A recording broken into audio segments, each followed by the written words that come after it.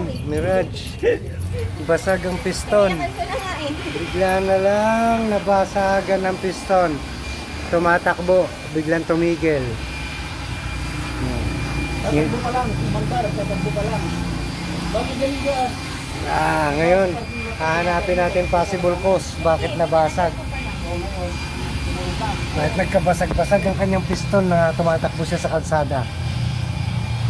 Kaya napaka-importante nung nag-check up ng mga langis. Pwede kasi lubrication or overheating.